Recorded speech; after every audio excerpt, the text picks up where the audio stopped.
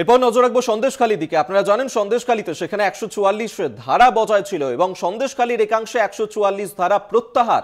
সন্দেশখালী এবং ন্যাজাটের 37টি জায়গা থেকে প্রত্যাহার করে নেওয়া হলো 144 ধারা।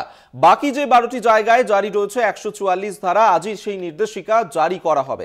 আপনাদেরকে আরেকবার জানিয়ে রাখবো, সন্দেশখালী যেখানে গত 5ই জানুয়ারি থেকে যে উত্তপ্ত পরিবেশ তৈরি হয়েছিল এবং সেই সন্দেশখালীর একাধিক জায়গাতে জারি ছিল 144 ধারা এবং সেই সন্দেশখালী এবং ন্যাজাটের 37টি জায়গা থেকে 144 ধারা প্রত্যাহার করা হলো। আজই নির্দেশিকা জারি করা হবে এবং বাকি 12টি জায়গায় জারি রয়েছে 144 ধারা। আমরা এই নিয়ে কথা বলবো। সঞ্জিত চক্রবর্তী এই মুহূর্তে টেলিফোনে রয়েছেন প্রতিনিধি। সঞ্জিত, উত্তর 24 পরগনার সন্দেশখালী এবং নেজাটে এই দুটি জায়গায় যেখানে 49টি জায়গায় 144 ধারা জারি ছিল, আজকে দুপুরের পর থেকে 37 জায়গা থেকে কিন্তু 144 ধারা জারি উঠে যাচ্ছে।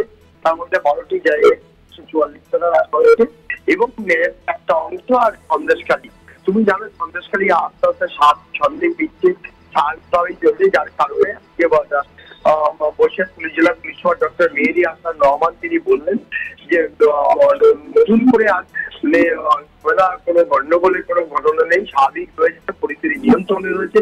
ইতিমধ্যে দোকানপাট থেকে শুরু করে ছন্দে যেমন মানুষরা প্রতিদিন দৈনন্দিন কাজে বেরোচ্ছে, যাতে ইতিমধ্যে তাদের 37টি জায়গা থেকে কিন্তু 144 ধারা উঠিয়ে নেওয়া হয়েছে। বাকি 12টা জায়গায় এখনো রয়েছে, সেটা আস্তে আস্তে স্বাভাবিক হলে সেগুলো ধাপে ধাপে তুলে নেওয়া বলে জানিয়েছেন পুলিশ সুপার।